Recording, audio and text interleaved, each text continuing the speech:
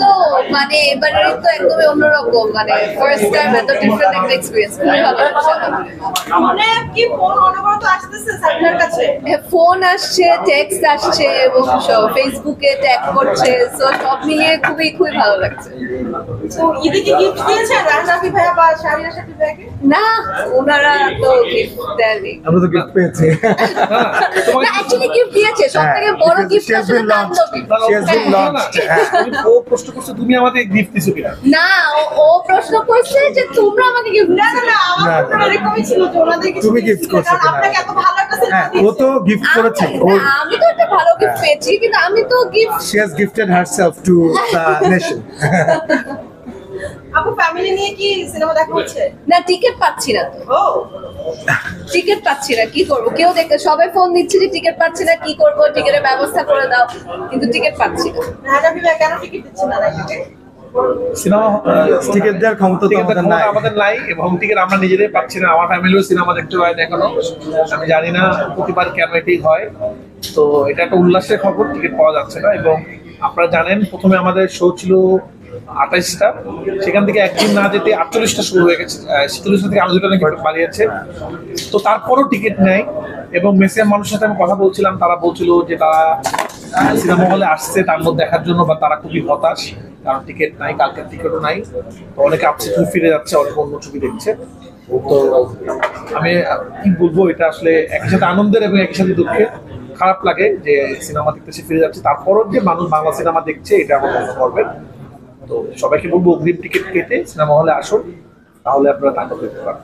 আর রাফি যেটা বললো, আমার কাছে মনে হয় যে অন্যবারের চাইতে এবার আসলেই আমি অনেক বেশি খুশি। কারণ আমাদের যে ওপেনিংটা হলো গতকালকে, এটা আমার মনে হয় সমসাময়িক কালে এরকম ওপেনিং কোরবানির ঈদে হয়নি কখনো। আপনারা জানেন যে কোরবানি ঈদে এমনিতে একটু স্লো যায়, সকালবেলা কোরবানি নিয়ে সবাই ব্যস্ত থাকে। এবং স্টার সিনেপ্লেক্সেও আমরা দেখেছি 4টার শো দিয়ে শুরু করেছে, তার মানে অর্ধেক শো। তো তারপরেও যে পরিমাণ রেসপন্স এবং আমি যে রিপোর্ট আমার কাছে গতকালকের সেল রিপোর্ট আসলো, সেটা আসলে গত কয়েক বছরে আমাদের সেই সুরঙ্গ থেকে শুরু করে তুফান এবং এই যে তাণ্ডব পর্যন্ত এটা হাইয়েস্ট। এবং দর্শকের কাছে আমরা খুবই কৃতজ্ঞ, এইভাবে করে দর্শক সিনেমাটাকে গ্রহণ করেছে। এবং ইনফরমেশনগুলো তো রাহান রাফি একটুখানি দিলই। স্টার সিনেপ্লেক্সে কালকে মাত্র একদিনের ব্যবধানে এখন 48টা শো। এবং আমি আপনাদেরকে গতকালকেও বলেছিলাম যে দেখেন, দর্শক চাহিদার ভিত্তিতেই সবসময় শো বাড়ে এবং কমে। সেটা আমরা স্টার সিনেপ্লেক্সকেও আমাদের ফোন করা লাগে না, লায়নকেও আমাদের ফোন করা লাগে না, অথবা ব্লকবাস্টারকেও আমাদের ফোন করা লাগে না যে আমাদের শো বাড়ান। দর্শকের এক্সপেকটেশন অনুযায়ী শো বেড়ে যায়। লায়নে ধরেন 4টা স্ক্রিন আছে, 4টা স্ক্রিনে আপনি ধরেন 15-16টা শো, তার মধ্যে আজকে থেকে 9টা শো আমাদের। এবং আমাদেরকে বলেছে যে পরিমাণ প্রেশার তাণ্ডবের, আগামীকালকে থেকে শো আমরা আরো বাড়াবো। সো দর্শক এরকম ভালোবাসা দিচ্ছে আমাদেরকে, দর্শক সিনেমাটা এভাবে গ্রহণ করেছে, এই জন্য আমরা আবারও কৃতজ্ঞ। ব্লকবাস্টারে যেটা বললাম, প্রায় 13টা না 14টা শো আজকে। এই তো গেল মাল্টিপ্লেক্সের কথা।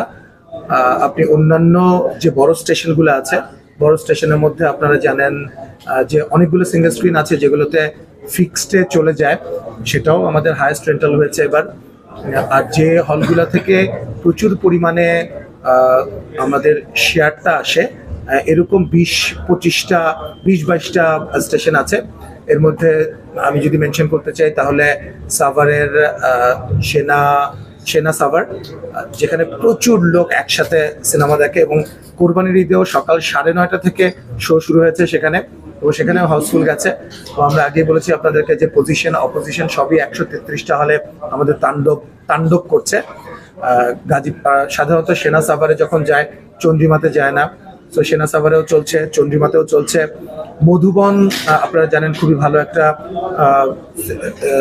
সিনেমা হল, সেখানে খুব ভালো ক্রাউড আমরা লক্ষ্য করি সবসময়। তো ইউজুয়ালি যখন বগুড়ার মধুবনে যায় তখন সোনিয়াতে যায় না। এবার মধুবনেও যাচ্ছে, মধুবনেও তাণ্ডব চলছে, সোনিয়াতেও তাণ্ডব চলছে। গাজীপুরে একই সঙ্গে 4টা স্টেশন আমাদের, ঝুমুর, উল্কা, বর্ষা, এরিন, যেটা আমি গতকালও বলেছিলাম, এরিন প্রায় 3-4 বছর পরে এটা হল খুললো জাস্ট তাণ্ডব দেখানোর জন্য। তো প্রত্যেকটা জায়গায় আপনি যদি বলেন খুলনায় শঙ্খ লিবার্টি সবচেয়ে বড় দুটা স্টেশন সেখানে, তো সব জায়গায় শুধু তাণ্ডব চলছে। তো আমরা খুবই খুশি এবং আমরা যে গত 3-4 মাস যে কষ্টটা আমরা করেছি, আমাদের প্রোডাকশন টিম, রায়হান রাফি, এমনকি শিল্পীরা, কলাকুশলীরা এবং ক্রু মেম্বার্সরা, সেটা আমার কাছে মনে হয় যে আমরা একদম রিলিফড হয়ে গেছি, রিল্যাক্সড এখন। আমাদের একটু এই যে এত পরিশ্রম হয়েছে, ঘুমাতে পারিনি, আমার মনে হয় আমরা সেটা ভুলে গেছি একদমই। তো দর্শকরা এইভাবে